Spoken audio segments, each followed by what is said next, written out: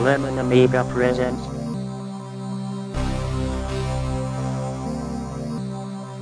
a Playguide video review.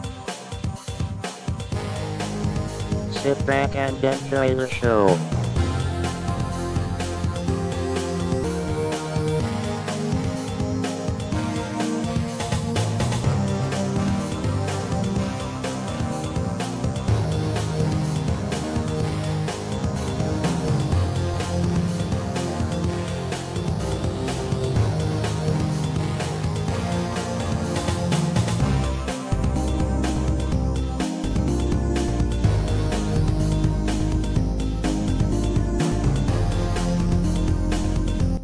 Hi, welcome to another Lemon Amiga Playguide and review.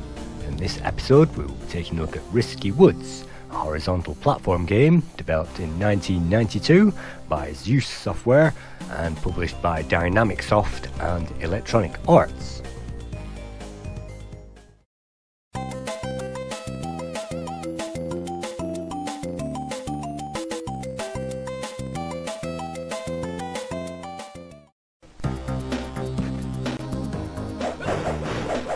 In this high-speed, high-action game, we play as a character called Rohan, who was wandering through the risky woods one day when he noticed a number of stone monks who had been imprisoned by the evil Draxos. It is his job to free those stone monks and to free the wisdom, and having done so, we can then move on to the next level. On each level, you will also find a sub-quest, and that is an eye door.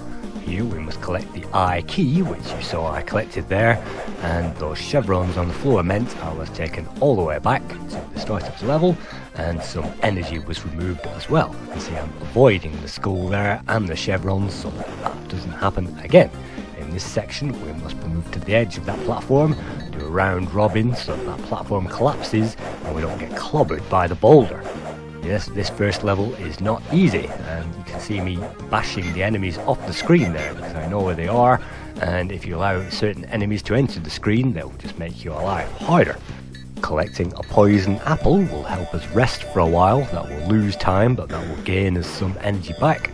And this is the second eye door key. There are always two sections to every eye door, and by collecting both eye door keys, we can hold down fire at any point next to the eye door and that will bust open. So that's the eye door over, and a few more bonuses later we find our first monk. All we have to do is to blast that guy out of his stone coffin and you will free him. Unfortunately on this section, these raising and lowering objects here prevent us from jumping across, and infinitely respawning enemies there don't help our progress. And yes, infinitely respawning enemies do appear throughout this game, and sometimes if we are over a pit of death we can collide with those and fall straight down, which is certainly not a pleasurable experience in this game. In fact, getting over these first pits of death here, the rest of the game is fairly easy. So we have the eye door pieces, so let's bust open the eye door. On the bottom instrument panel you can actually see one monk is lit and one is not, so we will find the last monk inside this cave, and by destroying that monk we will find the exit to the level. The exit in this case is marked by a sign, and when you wander into that sign it is supposed to raise, allowing you to gain access to the shop.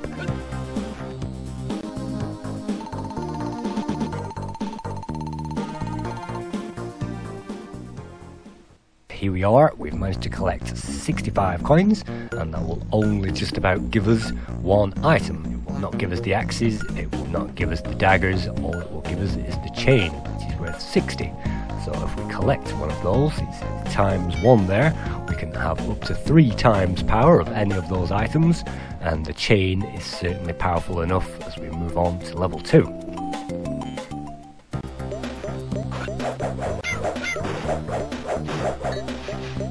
That noise means we've broken through a high score, and it really does help to memorise these levels because we have to push diagonal top right and jump on that corner, otherwise that big boulder will destroy us. And on to our first eye door piece, and if we have both keys of the eye door, which we have, and release that lock, that will not only unlock the eye door, but that will also act as a smart bomb and kill everything on the screen. On these sections it is possible to milk these enemies and gain the score, or coins should I say, which is the most important thing. through coins, we can gain the firepower, and that makes the levels much easier. If we are on ×1 firepower of any one of those weapons selectable in the shop, we will find the game slightly harder, but still at this stage very playable. Inside this chest is an extra life, and when we duck down and try to pick up that token, there we go, that gives us 5 lives. That will keep jumping, so it's difficult enough to grab that little guy before he runs away, but if he does run away, then that's no more extra life. If our life meter escapes the bottom, then we will lose a life, and we will lose all the coins that we've managed to collect. Luckily, the game gives us a certain time to collect those coins again, and sometimes we can actually collect more coins than we had when we died, and certain enemies will also give us coin caches there that we can reap. Again, the cheapest item in the shop is 60, so we have to make sure that we have at least 60 coins, otherwise there is no point entering the shop. And we must also make sure our energy is topped up there by constantly collecting those poison apples. When that energy exceeds the life bar, we will be given the extra life back. So you can see I'm back on 5 lives, but only 2 points of energy, having collected that apple. So we really do have to be on our best behaviour here, and there is another apple in that chest if I can only get to it. And that's basically killed me, unfortunately. But yes, sometimes it is possible to accrue lives, and 6 or 7 lives by this stage is not unusual if you collect all the apples. The hidden chests will deliver items at random, but sometimes the items you'll find in the chest will give you bonus score, and it certainly isn't appreciated to find a great item only to collect that, and it simply gives us score. You may see there I used the iDoor Smart Bomb effect again to remove the enemy on the higher platform, and learning tricks like that at every stage of this game is certainly welcome. As we approach the monks and destroy them, they will spew fire out onto the level, and if we are in that vicinity and touch that fire, then we'll get hit. And sometimes there is no way to avoid that fire, but on that section, if we are on that platform, raising and lowering there, that will protect us in that particular case. But usually when we destroy these monks, we just have to hope that that fire doesn't hit us and we don't inadvertently lose any energy. So jumping up there to make that sign move up.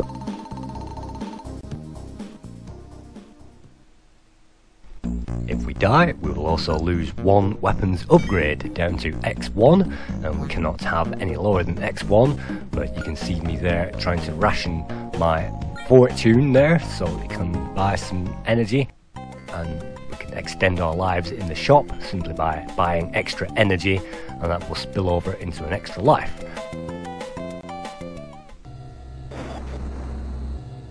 But at this point, it is important to have the axes when we fight our first boss, and by using the jump and throw technique, we can lob those things into the boss before it gets anywhere near us, and we can see its energy depleting there on the left. This first boss will move from right to left along the screen, and when the screen stops there, we have to face that boss and force it to retreat. And we can also get a few pot shots in there if we have the axes on that trajectory. We can throw the axes in there. You can see the energy level is down to 4 energy spots there. When the boss dies, we will be given a huge amount of money, and that will appear on the very edge of the platform. So by forcing the alien back there, when we kill the alien, hopefully we shouldn't have too far to go to reach the end of that platform. So let's collect the coins dropped by the boss, and to get the bonus coins, what we have to do is actually do another round robin off the edge and come back, and now we'll find a number of chests filled with coins, and they will disappear after a number of seconds, so it's our job to collect those up before they disappear, and hopefully we'll have enough coins in there to buy ourselves another weapons upgrade. So milking the last few, you can see I have 34 seconds remaining, and yes, we have to clear these within the time limit. Throwing ourselves down into this pit will then give us the shop, and hopefully we've collected enough coins there to give us ×3. And my preferred weapon for the next level is actually still the axes, so let's have ×3 axes, and as the next level is pretty hectic, ×3 of anything is certainly recommended. You can see us moving from the map, there from the Risky Woods forest down into the basement there near the enemy's main castle, and so we must travel through these underground tunnels in order to get anywhere near the enemy's castle. And you might notice extra lives there, but yet again I missed the extra life by collecting those chevrons, and that's wasted half of my energy and all the items in that chest. Thanks to a great effect, the lighting gets lighter and darker as we exit these caves, and here we will find a very difficult red alien, which would be a very difficult problem unless we have those 3 axes, which makes the job much easier. Another eye door opens, and I am freeing monks actually who are off the screen, and by standing here often we can save our precious energy. Again, at every point in this game there is a special trick and a place to stand, a special way to defeat all these bosses and all these enemies.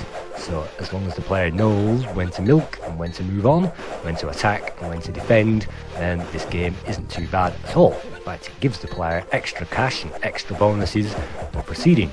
But again, we cannot mess around, we cannot wait, because we have a time limit, and if we don't complete the level by that time limit, well, we have to waste a life.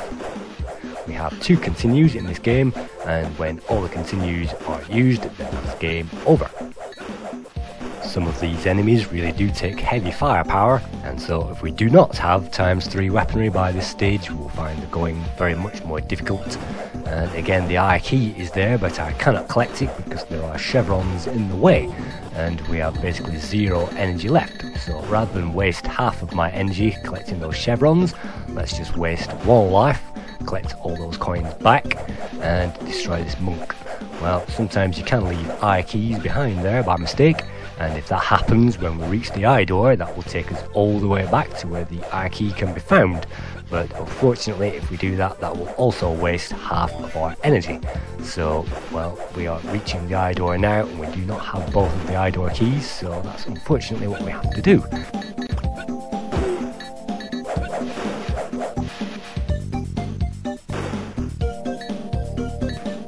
Let's climb this elevator and pick up the extra eye door key. Unfortunately, we will not find the chest there, so we cannot top up our lives. You can see I'm only on 0.2 of life there. In fact, I've just lost a life, so you really have to be careful there if you're on just a few life points remaining. And these monks are actually harmless. We can pass straight through those until we blow those up, and then they become lethal sometimes. So those monks, sometimes it pays to destroy the enemies and then the monk, and then you don't get slaughtered, because when the monk explodes, you'll find your keys freeze, your controls freeze out, and you're no longer able to control the character. Sometimes we can turn the character around on the spot when those monks are exploding, but usually we find the controls frozen and we just have to put up with any enemy attacks. And well, we've reached the end of the level, so that wasn't too much of a problem after all.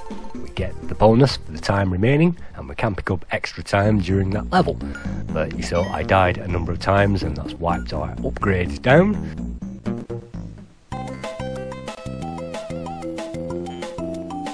World 2, Stage 2 sees a very difficult enemy from the go, and you have to blast that off the screen. You can actually see an eye door key there above us, but we're unable to collect that because on this level we must find the eye door itself, and we must suffer half of our energy being wiped out going back to pick up the eye door key, and there is just no way around it. We can pick up the second half simply by moving on these moving platforms and picking that up. But there is an eye door and a monk down there, and sometimes getting off these moving platforms isn't easy, and making sure that we have a full energy bar so that we don't lose a life with this stunt isn't easy, and that's just another cruel measure that the programmers have made on the performers of this game, and so the players will definitely find progress difficult until they've memorized how to do everything on every level.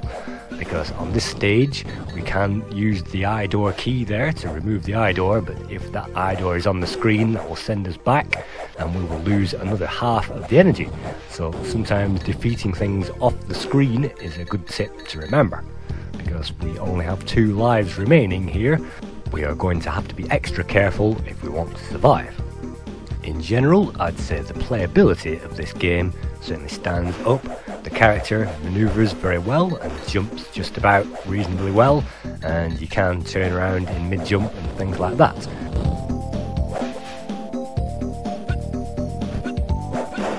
The action is constant and sometimes intense, and sometimes it helps just to wade in there full guns blazing and just blast away and hope that you'll hit something rather than waiting for things to appear on the screen, because if you can destroy those things when they're off the screen, then that reduces the chances of damage. So the playability certainly stands up in this game. The fluid controls, the very smooth 50 frames per second scrolling there, and all the enemies are, well, some of those are tough, and sometimes you have to backtrack, and sometimes they kill you. So this game is no pushover, and a hail of firepower, as I say, is probably the best measure, and then that helps us move through the level. But there are certainly a few random elements and a few unfairnesses in this game, particularly when we blow away monks and take on damage, have to take on damage to retrieve eye-door keys, and have to take on damage for any other number of reasons. It's certainly a pain when an enemy respawns over a pit of death and sends us straight down into that pit of death. There's absolutely nothing we can do about it, and if we die and we are on level 1 firepower at the moment, we can take a number of hits because we simply have not got the firepower to survive. And so if we die, that impairs our chances of further survival. So picking up that energy ball there helps us destroy enemies on the screen, and sometimes with smart bomb effects, enemies crowding the area, sometimes the action is packed. The inclusion of apples and various ways to retain our energy is very welcome indeed, but what we really need is coins, and despite this coin cache, that only gives me 10 or 15 extra credits. So there are certainly weaknesses and strong points to this game, certainly things which help it and certainly things which let it down. This includes the end of level shop, and if that sign is not raised we will not get the shop, and so struggling there to raise that platform and only just did it in time. If that does not happen and we are not presented with shop, then we'll find the going very much more difficult, and that to my mind is a bug in the game, and entering the shop after every level shouldn't be a matter of randomness. Unfortunately we cannot afford much in that shop, so let's move on to the next stage. In fact, the next stage is the World 2 boss. The World 2 boss is not very easy compared to the World 1 boss, and that's because the World 2 boss is shielded by these eggs. By blasting away with our favourite firepower, we can destroy those eggs, and doing so they will roll towards us. We must jump over them or incur damage. Jumping over these eggs is certainly hardship, and we must back ourselves into the corner and lure that thing towards us if we were to do that, and then we can pretty much jump over those things easier given some tricky timing there. And it is certainly possible to do this with only one life, and there is only one egg there, and look at that. We can force that thing back, but the egg there acted like a homing missile and destroyed our chances. So the unfairnesses of this game are now really racking up, and so there are just as many things to frustrate the player as to help the player in this game, and that's why the scores were pretty mixed. So once all those eggs and those shields have gone, then we can simply lay into this beast and force it back at our leisure. Again, most of the coins will appear on the edge of the platform there, so if we can force that thing back to the edge of the platform, that will save us time collecting that money, and then we can jump up and destroy that boss. So at the end of every boss section, every boss always gives us a stock amount of money, and so let's collect all those, or at least as many as we can. That's 65, and then do another round robin and collect the rest.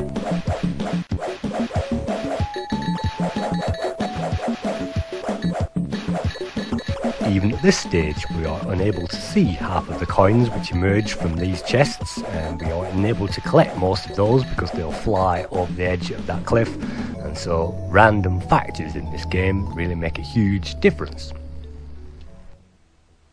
The money should allow us to maintain some kind of upgrade level, but we only have enough there to upgrade that axe to ×2, and the rest will have to be spent on an extra life.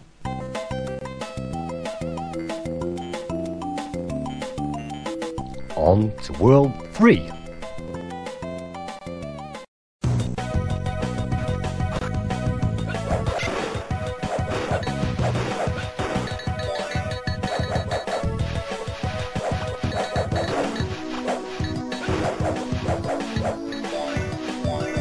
World 3.1 is a very special level indeed, because contained within this level are a number of apples. And maybe 8 apples can be collected, and at least 2 lives can be collected using the energy top-up loop-around method. And so this level is not hard. It is certainly not as hard as World 1 or World 2. The only problem is the time limit, and as long as we keep on moving and we don't pick up those chevrons there, we can leave the I-door key hanging around until those chevrons disappear. But unless we pick up any negative items, we will find this level really gives the player a break and helps the player catch up. And that lightning icon there gives us invulnerability, so let's collect that and run into those guys and collect that money. The graphics in this game are all rendered in 32 colours, 16 colours for the backgrounds and 16 for the foregrounds. You notice Super Frog there runs on 32 colours, and so does Rough and Tumble. 32 colours really makes a big difference in this game and helps bring it up to console standards. Here we must again destroy the enemy before that appears on screen, or that will fire fireballs towards us. And there was a red enemy there which has left this cross behind, which is worth a few thousand points. I'm actually going to pick up the red flask, which will give us extra energy. Again, on this level time is tight, and this level is probably the tightest on the time throughout the entire game, so it is essential to keep on the move and to again blast those enemies while they are off the screen, and that enables us, well, miss the apple again, that should enable us to continue. They fire guided missiles there, and those missiles will definitely land on target, and we are unfortunately a sitting duck here at the moment. It would be great to pick up that cross, but unfortunately I've picked up the chevrons instead, which wastes another chunk of health, and that wastes another chunk of time. You might think I can jump up to that higher platform, but if you miss it, then it's a pit of death, and well, that's that life over. So you cannot really gamble in this game, you have to keep on the move. The sound effects are also highly polished, and I like the different sound effects available in this game, particularly when you collect an apple and when you destroy one of those red enemies, it goes ow, ow, ow, ow, ow. And of course music and sound effects play together in this game. There are no interruptions, but you can see there I'm on 10 seconds remaining and I'm nowhere near the end of the level, so rather than collect that I-door key there, I'm going to basically survive as much as possible before that time runs out. And then we have to go all the way back to the start of the level, and if you remember, we started this level with 2 lives and we only have 2.5 lives remaining at the moment. Luckily, with this red apple, that puts us up there, or at least it would do if that was a legitimate red apple. Let's try this one, there you go. And the extra heart with wings there gives us another life, and those lips there just give us extra score. But you can see if the player is keen to find those red apples, then extra lives can be got on this level, and well, we are on 4 lives by the time we reach a similar point to where we died before, and that's certainly better. Let's avoid those backtrack icons and pick up that health, and that means we can march through the level invulnerable. Let's pick up a second there and continue to be invulnerable. Sometimes getting those things really does make a huge difference, and we must destroy this I-door straight away, otherwise that will teleport us back and then we will have to do the level all over again. So let's not do that, let's collect these last few items. I cannot collect the apple because that will deplete my time and then I will run out of time to complete this level. So let's just get through to the end and move hopefully onto the next shop, where, as it happens, we cannot afford anything because we only have 10 credits in the bank. That is certainly an oversight. As I say, there is no point entering the shop unless you have at least 60, 70, 80, 90 credits to spend, otherwise you might as well just move on to the next level.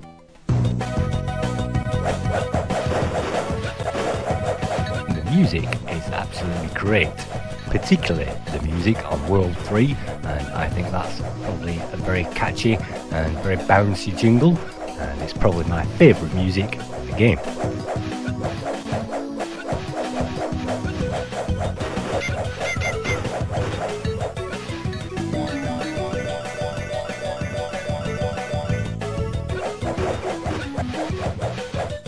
And that's yet another extra life. That's the third extra life. Let's see if I can pick that guy up. And well, only just made it, but lost a life, and now we are up to 5. So 5 lives from 2 lives remaining a couple of levels ago. It's certainly great. This game was developed by Dynamic Software, who was a Spanish company, and the game was designed and coded by Ricardo Puerto, his only game on the Amiga. The graphics were created by Raul Lopez, who went from creating Astro Machine Corps in 1990 before creating this, and the game was produced by John Roberts, who went on to Cool Spot in 1993. The amazing music was created by Jose Antonio Heron Martin, and he worked on Mega Phoenix in 1990 and Satan on the Amiga in 1990 before moving on to a game called Strip Fighter, which was released in 2002 on the Morgsoft label. And so Jose Antonio Heron Martin still in the business. I think the code is tremendously well done, even though there are a few game design quirks which annoy the player. The graphics are certainly amazing, so Raul Lopez there, give him full credit for the graphics, and the code, the character animation and the design of movement is well done, and again I like the music and the sound effects. The playability goes in spikes, and sometimes the earlier levels are the hardest and these levels are the most fun and the easiest.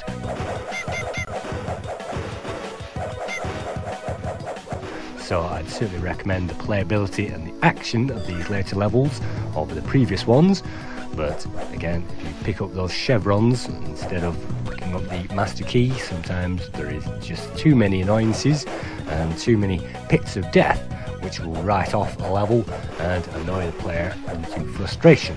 So a very mixed bag really. This game is playable and it certainly is fun in sections, but there are too many annoyances, like this section where the I door does not allow us to collect the I key, and we have to jump in there and collect that very quickly to collect the I key, and the I door will send us all the way back again and again until we collect the I key, and we must use the key on the elevator, otherwise again that will carry on sending us back and we will lose life after life. Just that one section, I've lost 2 lives there trying to get past that, and basically it wasn't my fault because the I key was right there and the I door kept sending me all the way back. So that's not really fun and that's not really fair on the player. These enemies respawn over pits of death, and once again if you collide with those on the pits of death they will send you straight down. So this game can appear unfair and pretty random sometimes, which doesn't really help, and so the longevity is spoiled by those little annoyances.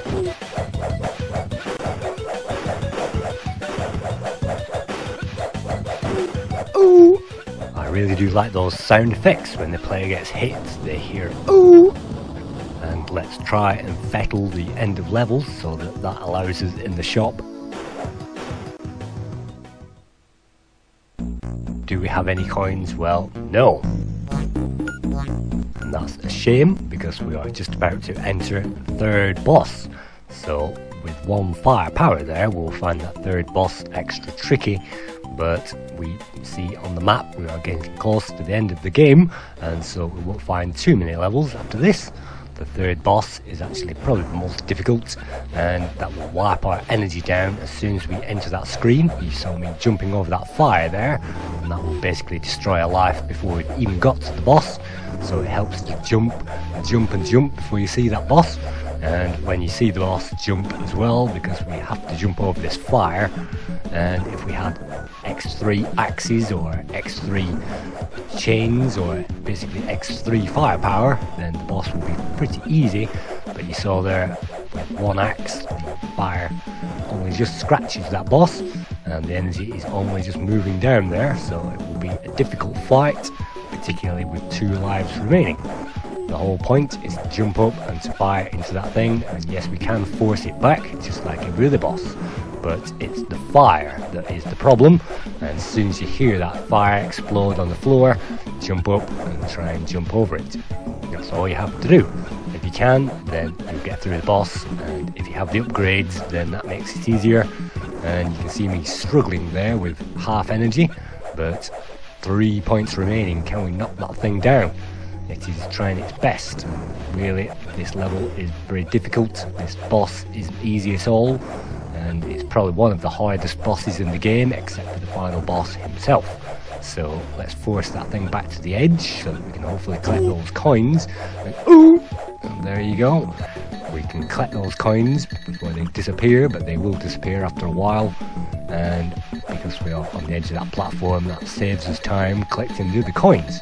So let's see if we can collect over 100. That's 100 already. 110, and those coins are disappearing there. 125. Well, we might be able to get 130, but you saw the time ran out, so we had to leg it.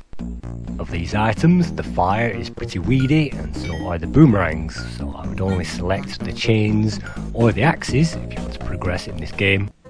The axes also have the arc of destruction, which is crucial on this next level.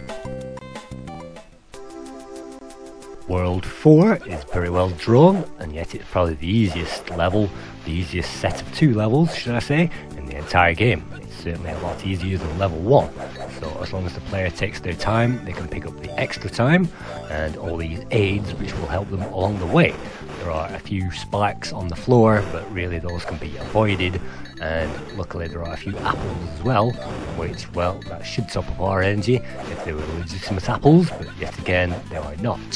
So timing is crucial on this level, and not many things need to be memorised. There are certainly no idle keys which send us back, and there are certainly no traps or pits of death waiting for us, apart from you can see there are gaps on the floor that can be easily jumped over. So probably, from my mind, if you have the axes, definitely you need the axes on this level, and then you can shoot up there. You can see those boulders would have killed me if I didn't have the axes. With the axe you have the arc, and you can fire those ahead of you. If you have any other weapon, then you won't. So let's pile into the apple, and we only have 2 lives remaining. It helps if we have more than 2 lives remaining going into the last boss, so let's collect those. Sometimes it's difficult to see which platforms we can land on, and we can land on these thin platforms. So the game being easier at this point helps us to complete the game, and it gives us a number of hidden chests there which we can pick up. And look at those random enemies filling the screen there. It helps if you can destroy those enemies before they destroy you, and do not pick up those chevrons. Well, lost a life. Do not pick up those chevrons, they will disappear after a number of seconds. But if your energy is low anyway, then you'll probably end up losing a life while you are waiting. And so even at this stage, tricks and tips can be observed, like getting rid of these enemies before the monk, because again we are glued to the spot when that thing explodes, and we can be massacred sat there waiting for it to go away. So it helps to get rid of these endless enemies. And I'm actually going to wait for this platform rather than jump the gap, because if we miss, then that's an early bath. So what is there in here? A star, which gives us nothing. Bonus score, which gives us an extra life. And a new high score, which is actually nothing. I've actually achieved over 1 million points playing this game. So 600,000, well, that's a bit weedy. At least you can score the millions. You noticed I have the full idle key there, so I'm using that early to try and get rid of the enemies. There were no enemies, but let's see if there's another mystery there. And yes, there is. And what is there? A shield. Well, that will come in handy. And does the apple work? No, it doesn't. But we are reaching towards the end of the level, and because we have that shield, we can run between these 2 laser firing objects. And it's important to run like crazy, otherwise those things will get us and duck under that firepower.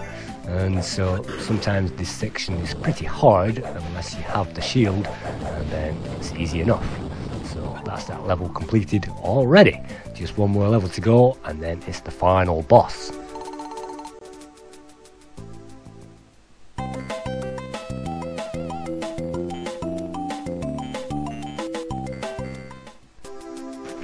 Unfortunately, we did not trigger the shop, but with 40 coins there, all we could have done was buy extra energy in there anyway. So let's ignore that frustration, and again the axes ensure these boulders can be destroyed. If you don't have the axes, then you'll find this last level very hard indeed, and axes up to level 3 is probably recommended. And for the final boss, well, any amount of anything in level 3 is definitely recommended. If you only have level 2 axes or level 2 chains by the final boss, you'll find that very hard, in fact impossible. So collecting all those coins on this last level has never been more crucial. On this section, well, you can be shot to death there before you've even got to that enemy, and that's certainly possible if you don't have the energy to spare or the firepower. And look at that, only just possible to kill that thing before it kills us.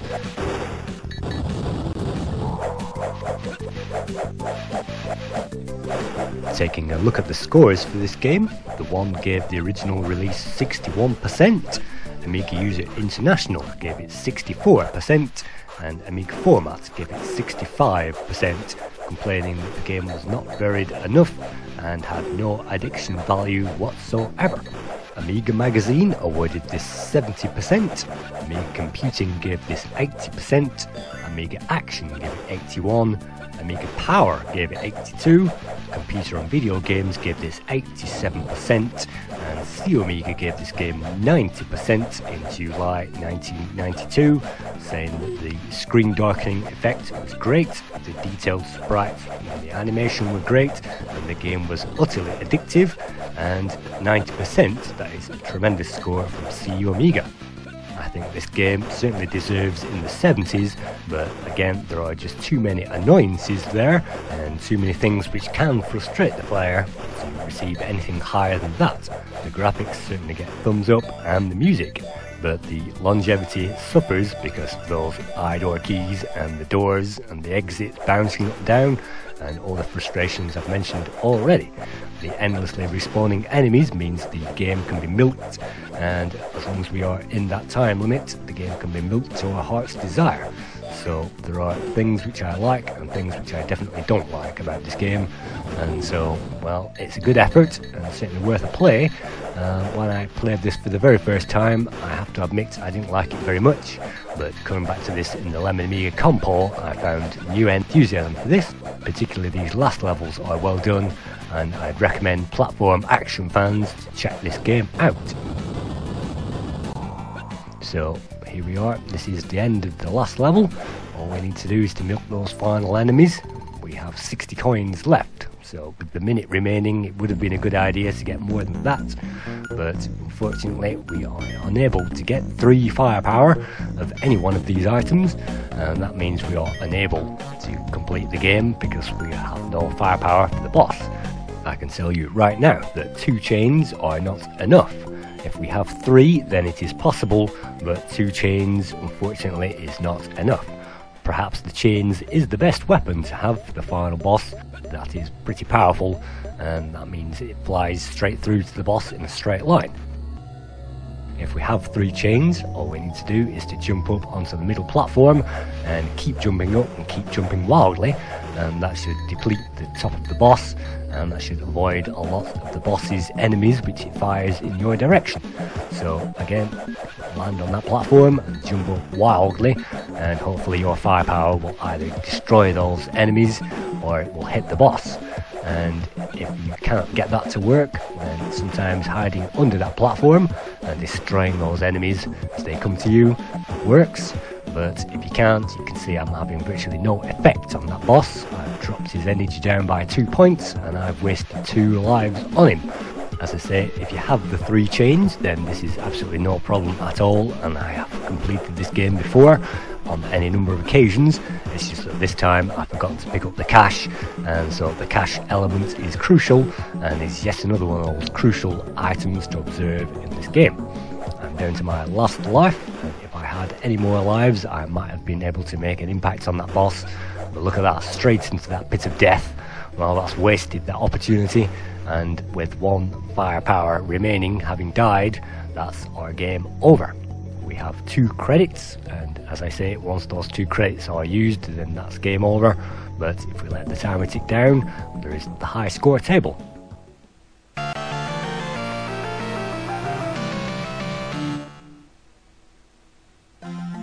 this case we only scored 700,000, which is nowhere near a million. But thank you for viewing this Playguide review of this little known classic, Risky Woods. Thank you for watching this, and I'll leave you with the end credits from the game. Thank you.